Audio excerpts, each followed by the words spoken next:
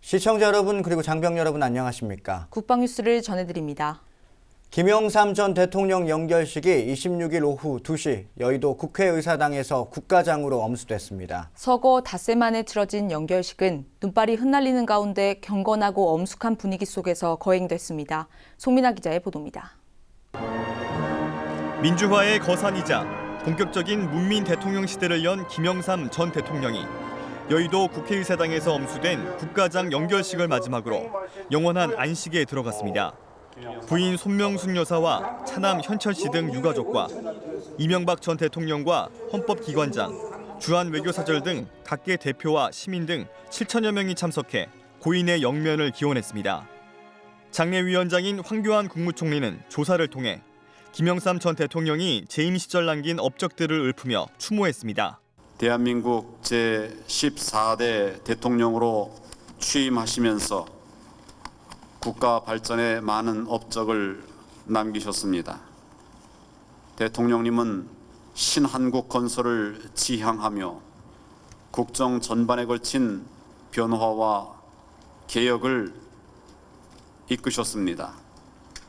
특히 금융실명제 도입과 군 사조직 개혁, 공직자 재산 공개 등의 국가 개혁은 깨끗하고 건강한 나라를 만드는 밑거름이 되었습니다. 김수한 전 국회의장은 추도사에서 민권을 위해 헌신한 김 전 대통령의 희생과 헌신을 기렸습니다.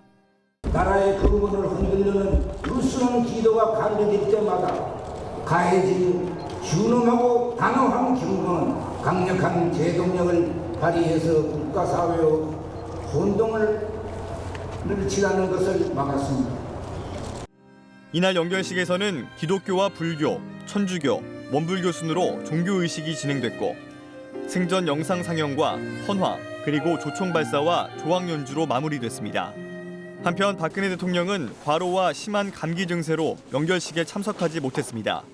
대신 이날 낮 서울대병원 빈소를 다시 방문해 김 전 대통령의 영정을 배웅하고 유족들을 위로했습니다.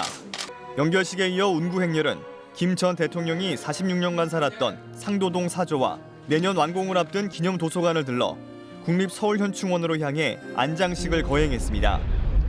국방뉴스 송민아입니다.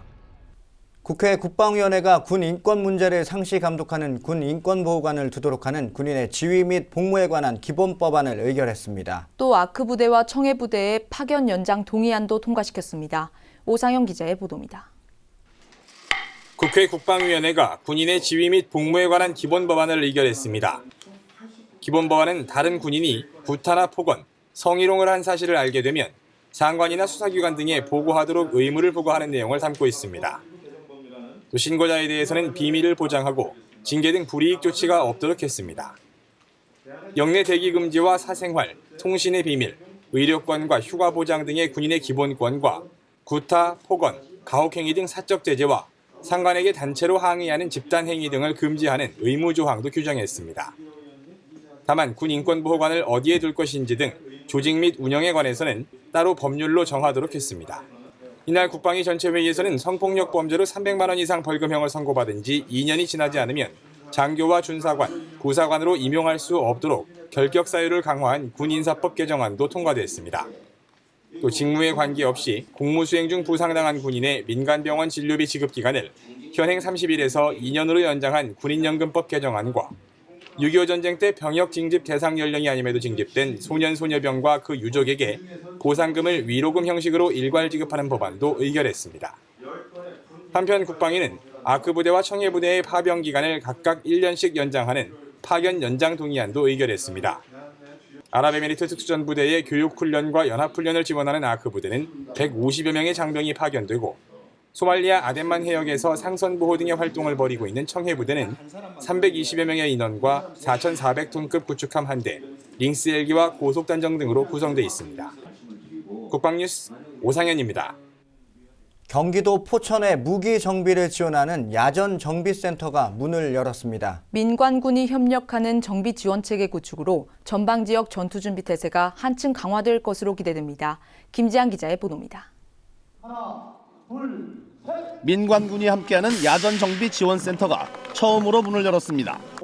26일 경기도 포천시에 입주한 서부지역 야전정비지원센터는 주식회사 한화탈레스의 정비시설로 대공 유도무기 1000마의 추적 탐지 레이더와 전차의 사격 통제 장치 등을 정비하게 됩니다. 지금까진 전방 지역에 배치된 장비가 고장났을 때 외주 정비를 실시하는 민간 정비업체가 대부분 창원과 구미 등 후방 지역에 산재돼 있어 시간이 오래 걸리고 물류 비용도 증가하는 문제가 있었습니다.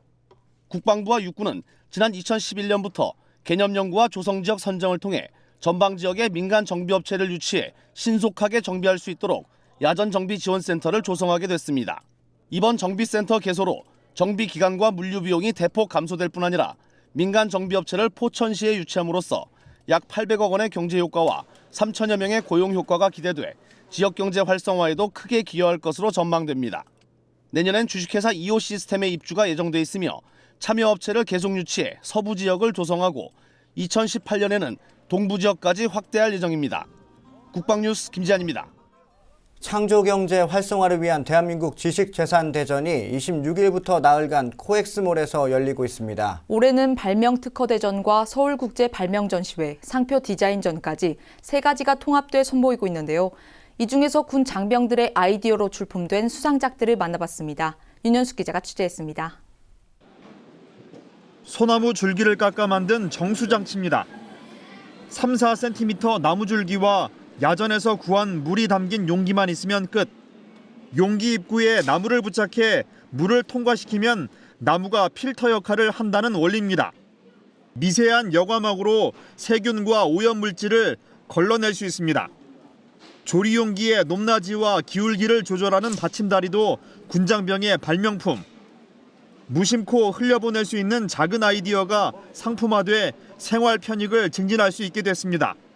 지난달 대전에서 개최된 세계 과학정상회의에서 OECD는 우리의 창조경제를 다른 나라에도 적용할 수 있는 가장 성공적인 혁신 전략 중의 하나로 평가했습니다. 성공적으로 자리 잡기 시작한 창조경제 생태계와 모멘텀은 우리의 미래 세대를 위한 매우 소중한 자산과 기회라고 생각하며 단단히 뿌리를 내려 지속 가능한 모델로 정착되도록 하겠습니다.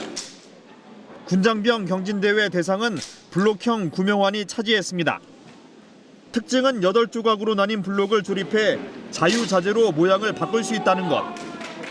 조난 상황이 발생할 경우 더 큰 효과를 발휘합니다. 예전 거는 그냥 하나만 한 번 던져 실패하면 끝입니다. 그러면 없어요. 근데 저거는 이제 분할식으로 나눴기 때문에 경우의 수를 대비하면 8번 이상 던질 수 있다는 거죠.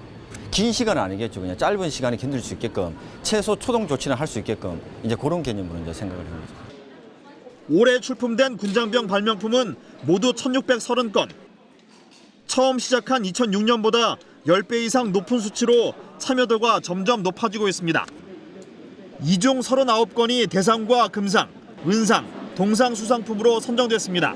군 생활, 군 전투력 향상 이렇게 저희가 목적을 갖고 있습니다. 근데 아무래도 군인 장병들이 참여를 하기에는 여건이 많이 안 되는데 내년엔 좀 더 많은 병사들이 참여해서 직접 발명을 체험할 수 있는 기회를 갖게 되기를 희망합니다.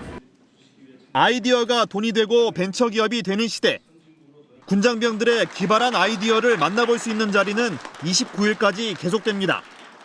국방뉴스 윤현수입니다. 국방부가 후원하고 방위사업청이 주최하는 2015 국방분석평가 심포지엄이 25일 개최됐습니다. 국방분석평가는 국방사업 추진 단계별로 사업 추진의 타당성과 사업의 효율성, 사업 추진 성과 등을 분석하는 전문적이고 과학적인 기획관리 활동을 말합니다. 매년 개최되고 있는 국방분석평가 심포지엄은 국방부와 방사청, 합참 등 관련 기관이 수행한 분석평가 사례를 공유하고 새로운 분석 기법과 아이디어를 교환하는 소통의 장입니다. 특히 올해는 방위사업 관리 부실 문제가 불거진 가운데 사업 추진 시 충분한 검토와 합리적인 의사결정 과정의 중요성이 강조됨에 따라 방위사업 혁신에 부응하는 분석평가 발전 방향을 주제로 삼았습니다. 올해 심포지엄에서는 현 국방 분석평가의 실태와 문제점을 분석하고 정책과 제도의 발전 방향을 제시하는 기조 강연을 시작으로 정책 사업 분야와 효과 방법론으로 나눠 12건의 논문이 발표됐습니다.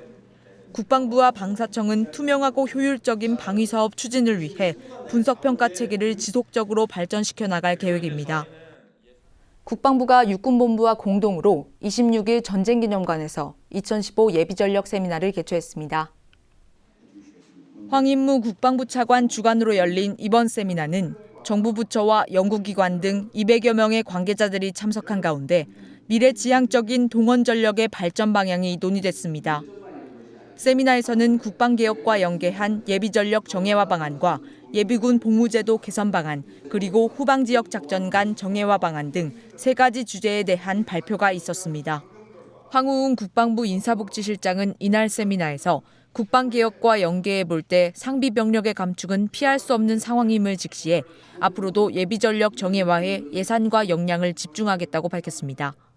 평시에 국지전이나 국가위기 상황이 발생할 경우 기여한 전력을 적시에 부분 동원이 가능하도록 법률적인 지원도 조속히 뒷받침할 것이며 특히 상비 전력과 대등한 동반 전력으로서 예비 전력 강화에 필요한 적정 규모의 예산이 확보되어야 할 것입니다. 한편 국방부는 세미나에서 제시된 의견들을 정책 추진에 반영해 실질적인 조치가 이뤄지도록 정부 부처와 긴밀히 협의할 계획입니다.